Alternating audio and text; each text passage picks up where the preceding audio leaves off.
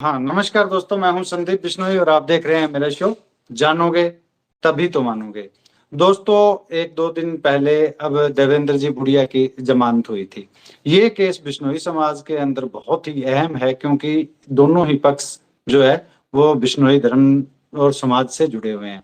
तो इनके ऊपर पूरी तरह जो चर्चा करने के लिए आज हमारे साथ बने हुए हैं विष्णु जिडेलू, जो कि मैं इन आपको परिचय थोड़ा सा बता देना चाहूंगा भी। ये फतेहाबाद और हिसार कोर्ट में प्रैक्टिस करते हैं और समाज सेवी संस्थाओं से भी जुड़े हुए हैं और अपने ही समाज के हैं डेलू। तो विष्णु जी, आपका हमारे शो में बहुत बहुत आभार है, स्वागत है। नमस्कार संदीप जी। हाँ, जी बहुत बहुत आभार जी। तो जी। विष्णु जी, आज हम लोग चर्चा करेंगे जो बुढ़िया जी को अभी जमानत जो है कल परसों मिली है। तो जी सबसे जी। पहले हम बात करेंगे तो आप इस पूरे जो घटनाक्रम के ऊपर जो नजर बनाए रखी थी आपने पहले से भी, आपसे जी मैंने जी। पहले भी एक बार बात की थी। तो इस ये घटनाक्रम क्या है, थोड़ा सा इसमें संक्षिप्त में मुझे आप बताइएगा। ये जो संदीप जी सारा घटनाक्रम है, जी ये जनवरी 2025 में शुरू हुआ था। जी 24 जनवरी को देवेंद्र भुड़िया जी के खिलाफ एक एफआईआर जो है वो आदमपुर थाना में दर्ज हुई थी, जी जिसमें उन पर वहीं आदमपुर गांव की एक लड़की है, जी उसने रेप के साथ साथ अन्य आरोप लगा करके इनके खिलाफ एक एफआईआर दर्ज करवाई थी। जी उसके बाद जो है 2 दिन बाद उस लड़की का एक वीडियो आता है, जिस वीडियो में वो सारे घटनाक्रम के बारे में बताती है। वो वीडियो वायरल हो जाता है। उसके बाद से इस मामले में चर्चाएं शुरू हो जाती है, समाज में भी और समाज के बाहर भी। उसके जी बाद 5 फरवरी को जो है देवेंद्र बुड़िया जी इस मामले में अपनी अग्रिम जमानत जो है याचिका पेश करते हैं हिसार जिला एवं सत्र न्यायालय में, जो कि खारिज हो जाती है। 5 फरवरी के बाद फिर 14 मार्च को जो है, जो बुढ़िया जी के पीए हैं कल्पेश, जी जी उनको हिसार पुलिस जो है अरेस्ट करके उनसे पूछताछ करती है। जी उसके बाद 22 अप्रैल को बुढ़िया जी की जमानत जो है याचिका वो हाई कोर्ट से खारिज हो जाती है। उसके बाद जो है 29 अप्रैल को सुप्रीम कोर्ट, माननीय सुप्रीम कोर्ट है, उससे भी उनकी याचिका खारिज हो जाती है। जी उसके जी बाद 24 जून को पीड़ित का एक और वीडियो आता है, जिसमें वो समाज के जो साधु संत हैं उनसे गुहार लगाती है कि इस मामले में हस्तक्षेप करें और इसमें कार्रवाई करवाएं। उसके बाद 29 जून को जो है हरियाणा जी स्टेट क्राइम ब्रांच जो है वो गुड़िया जी को जोधपुर से गिरफ्तार करती है जी और 30 जून को उन्हें हिसार कोर्ट में पेश किया जाता है, जहां से उनको 14 दिन का जो न्यायिक हिरासत में भेज दिया जाता है। उसके जी बाद 25 जुलाई को मुकाम मंदिर में अपने समाज की बैठक होती है। उस बैठक में बूढ़िया जी और कुलदीप जी दोनों से ही जो है इस्तीफे की मांग की गई थी, जी जिसके बारे में आपको ज्ञात होगा। उसके बाद 29 जुलाई को जो है पुलिस ने अपना जो चालान था वो माननीय कोर्ट में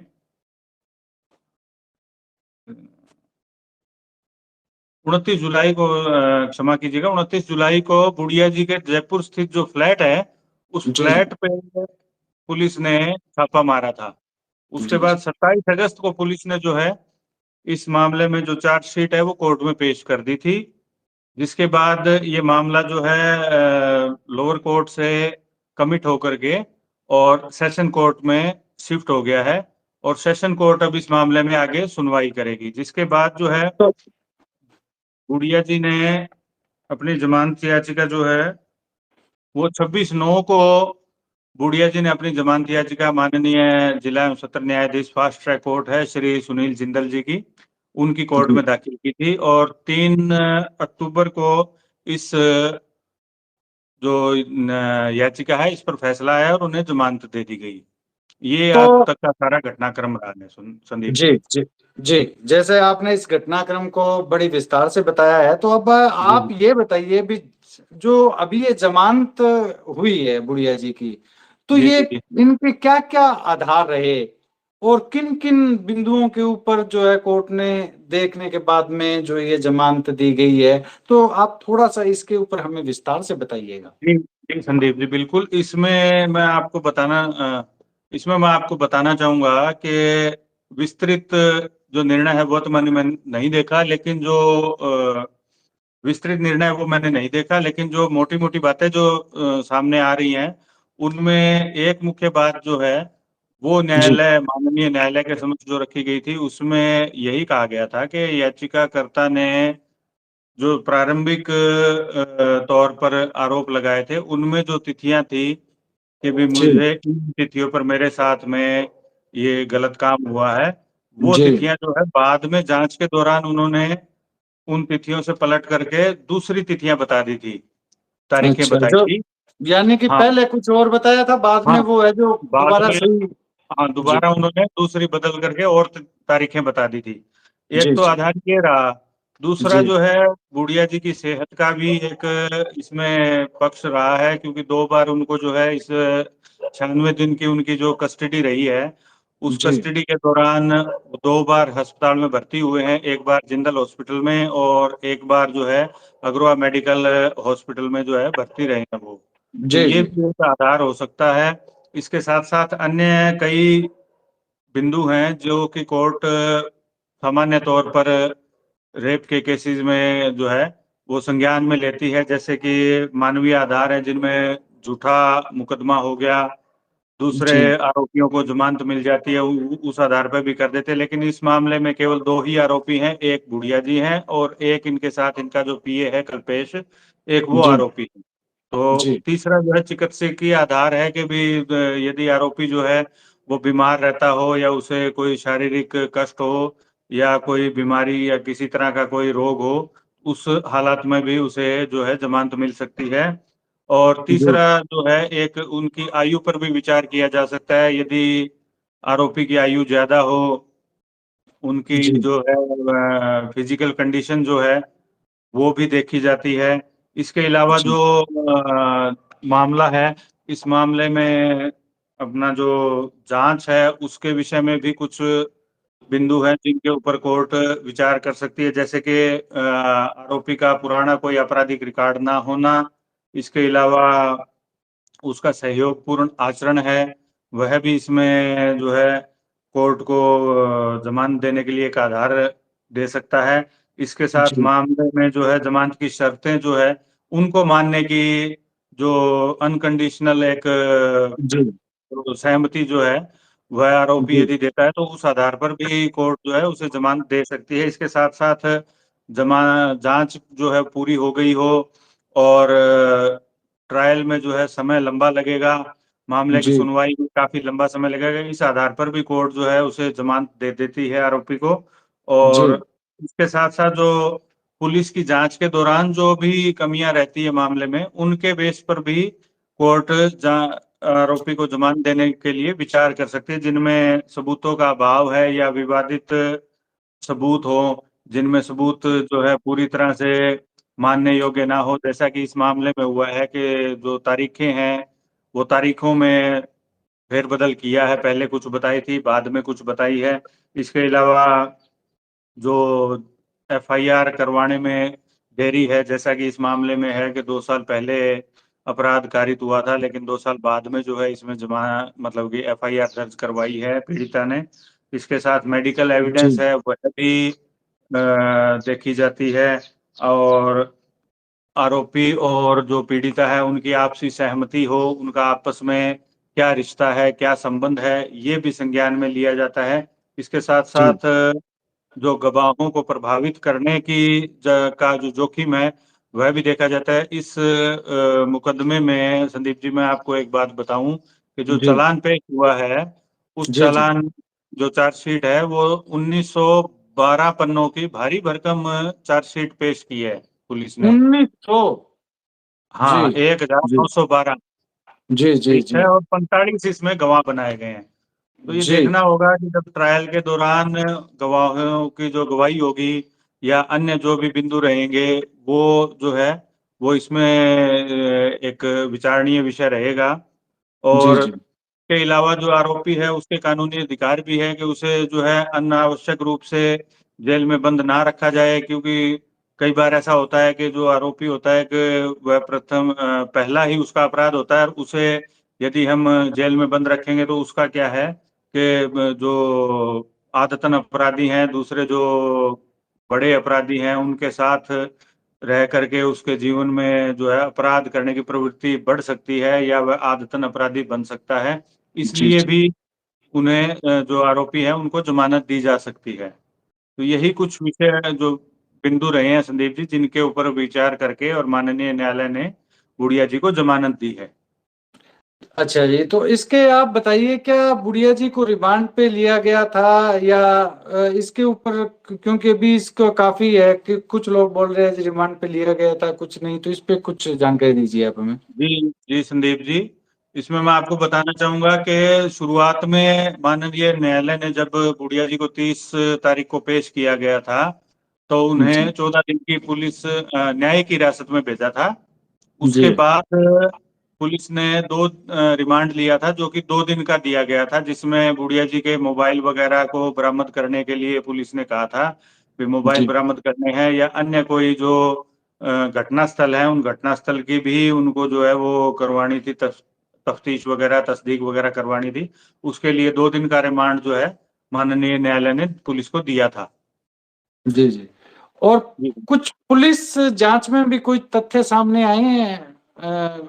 आप थोड़ा इस पे भी रोशनी डालिए, क्योंकि काफी इतनी लंबी चार्जशीट है, तो इसमें कुछ अगर मुख्य मुख्य बिंदु आपको अगर ज्ञात हो तो इस पे थोड़ी चर्चा करिए आप। नहीं, संदीप जी, मैंने अभी जो है चार्जशीट देखी नहीं है, तो जी इसके बारे में मैं अभी विस्तार पूर्वक कुछ नहीं कह सकता, क्योंकि ये विषय जो है वो चार्जशीट देखने के बाद ही पता लगेगा कि क्या जी क्या उन्होंने, जो पुलिस ने क्या किन किन बिंदुओं पे जांच की है, और पुलिस की जो जांच रिपोर्ट है उसमें किन किन बिंदुओं के ऊपर जो है जांच हुई है, और क्या क्या जो चीजें उनके सामने आई है, क्या क्या प्रकाश में आया है, अपराध से संबंधित क्या क्या जो सबूत है उन्होंने अपने कब्जा में लिए हैं, जो होटलों का रिकॉर्ड है, या जहां जहां ठहरे थे वहां का कोई रिकॉर्ड है, या उस समय की कोई कॉल डिटेल तो वगैरह उपलब्ध हुई है, या कोई वीडियोग्राफी है, या कोई अन्य सबूत जो है, कोई गवाह जो पेश हुए हैं, जिसमें होटल के कर्मचारी भी हो सकते हैं, अन्य कर्मचारी भी हो सकते हैं, पीड़िता के परिवार के सदस्य भी हो सकते हैं, और दूसरे कई और लोग भी हो सकते हैं। तो ये काफी एक लंबी चौड़ी चार्जशीट है, जो देखने के बाद ही इसके ऊपर कुछ चर्चा की जा सकती है। अच्छा जी, एक तो वकील साहब, आप एक बात और बताइए, जैसे अभी जी दोनों पक्षों की तरफ से ही बात हो रही है। लड़की के तरफ से तो अगर देखा जाए तो वो कहेगा जी मेरे साथ मतलब जो बुढ़िया जी को जो है नहीं मिलनी चाहिए थी जमानत, जी जी लेकिन बुढ़िया जी की जमानत हुई है, तो कई लोग इसे कह रहे हैं जी मतलब एक जीत के रूप में देख रहे हैं। तो इसमें क्या पॉसिबिलिटी है अभी ये जमानत मिलना कहीं एक फेवर में जाता है या इस केस के ऊपर, क्योंकि आप तो इनके दाव पेच समझते हैं, हम तो जी एक जी आम जी। लोग हैं इनके, तो इस पे थोड़ा सा आप मुझे बताइएगा।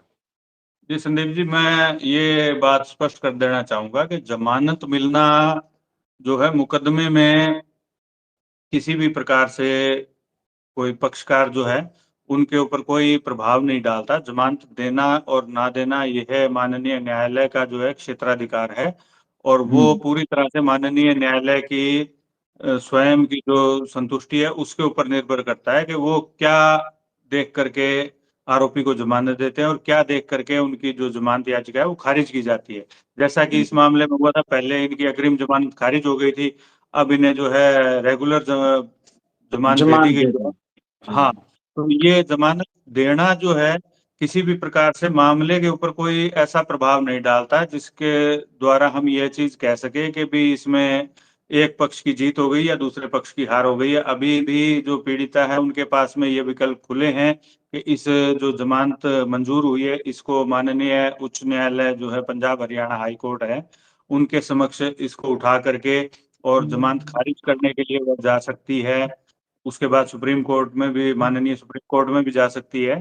तो ये विकल्प पीड़िता के पास खुले हैं, वो माननीय उच्च न्यायालय या माननीय उच्चतम न्यायालय का संज्ञान लेने का विषय रहेगा कि वो जमानत याचिका खारिज करते हैं या नहीं करते। दूसरी बात ये कि बुढ़िया जी को जी ये राहत जरूर मिल गई कि अब वो उन्हें जेल में नहीं रहना पड़ेगा, बाहर जी आकर के अपने मामले की वो पैरवी कर सकते हैं।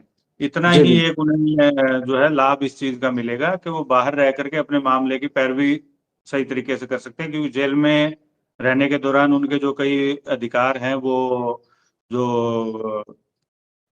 उन्हें नहीं मिल पाते कि वो किसी भी प्रकार से अपना जो ढंग से उस हाँ पक्ष के अपने हाँ एक खुद पैरवाई। रहते हैं तो अपनी पैरवाई अच्छे से कर सकते जी हैं, वो जी एक जी अलग जी बात है। बिल्कुल। जी हाँ जी। तो अभी इसके साथ साथ आप मुझे ये बताइए भी, जो ये चलो इसका तो अभी तक आने वाला टाइम बताएगा, कोर्ट जी बताएगी बिल्कुल। भी ये इनमें इनमें दोषी कौन है, कोई साजिश के तहत हुआ है या लड़की सच बोल रही है या जी बुढ़िया जी जी को फंसाया जा रहा है, ये तो संदर्भ में है, कोर्ट के ऊपर मसला है, हम इस पे तो कोई टीका टिप्पणी नहीं करना चाहते। लेकिन जी इसके जी साथ साथ जो समाज के अंदर ये चीज हुई है तो ये दोनों ही तरह से गंभीर है। तो इसके जी ऊपर बिल्कुल। आप कुछ कुछ कहना चाहते हो समाज से या कोई आम वर्ग से, तो आप क्या संदेश देना चाहेंगे जी, मैं कुछ एक तो बता। जी संदीप जी, इसमें मैं केवल इतना ही चाहूंगा कि इस मामले में किसी भी प्रकार की जल्दबाजी जो है वह उचित नहीं है। माननीय न्यायालय में मामला विचाराधीन है, तो माननीय न्यायालय जब तक इसमें पूरी तरह से गवाहियां पूरी नहीं हो जाती, कोर्ट की प्रोसीडिंग पूरी नहीं हो जाती और माननीय न्यायालय का कोई फैसला नहीं आ जाता, तब तक कोई भी किसी भी प्रकार की राय बनाने से बचना चाहिए। इस पर किसी भी प्रकार की टीका टिप्पणी करने से बचना चाहिए। और समाज को भी, क्योंकि ये संवेदनशील मुद्दा है, तो इसमें समाज को भी यह चीज देखनी चाहिए कि दोनों तरफ से जो यदि कोई आपस में इनका किसी प्रकार से कोई समझौता हो सकता हो या किसी प्रकार से जो शिकवा शिकायत है वह दूर हो सकती हो, तो उसके प्रयास किए जा सकते हैं।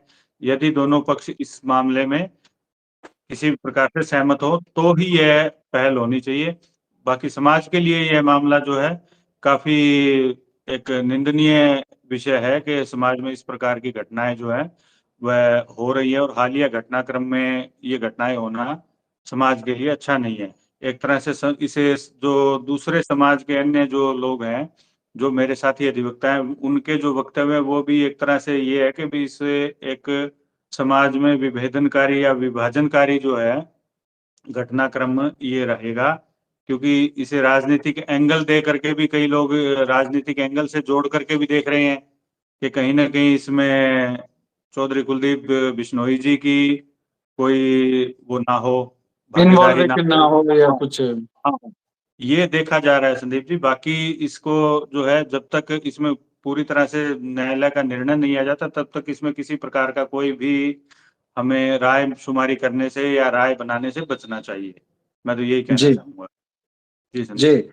तो अब ये आप बताइए, ये फास्ट ट्रैक कोर्ट में अभी आप बता रहे हो चल रहे, तो इसमें कोई जी समय सीमा निर्धारित होती है इस जो केस की भी, इतने टाइम में ये इसका निर्णय आ जाएगा या जी। इसमें भी कितना टाइम लग सकता है? आप थोड़ी सी इसके बारे में बताइए मुझे।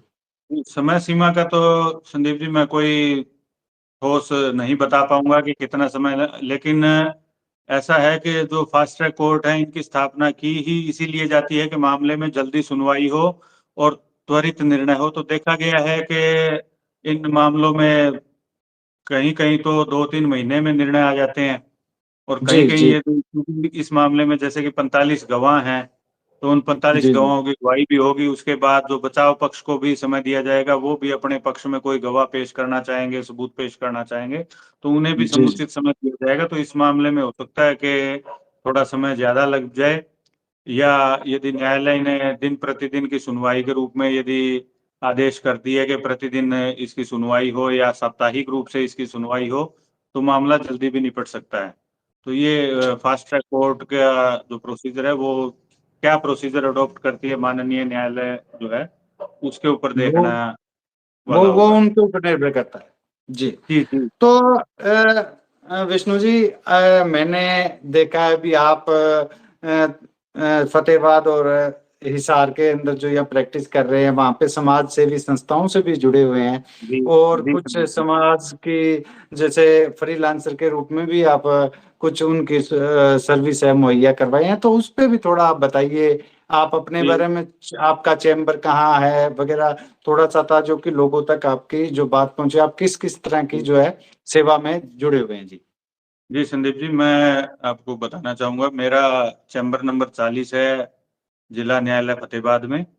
इसके साथ जी साथ मैं हिसार और सिरसा में भी जो है, मेरे से 45 किलोमीटर दूर पड़ता है, तो वहां भी मैं जो केस है वो प्रैक्टिस। देखता हूँ। जी और जी समाज के लिए मेरा हमेशा ही सहयोग जो है, उसके सहयोग करने के लिए तत्पर रहता हूँ। भी जी वृक्षारोपण के कार्य हैं, या जैसे कोई शिकार वगैरह के मामले आते हैं, तो उनमें यदि किसी प्रकार की जो हमारे समाज के जो पक्षकार हैं, उन्हें किसी प्रकार की सहायता चाहिए होती है, तो उसको उपलब्ध करवाने में मैं अपना पूरा योगदान देता हूँ।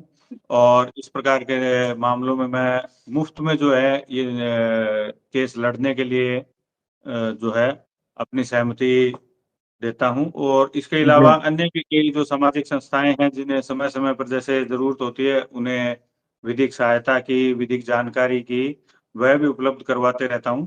तो ये जो है मेरा समाज के प्रति जो उत्तरदायित्व समझ करके मैं इन कार्यों में अपना सहयोग प्रदान करता हूँ।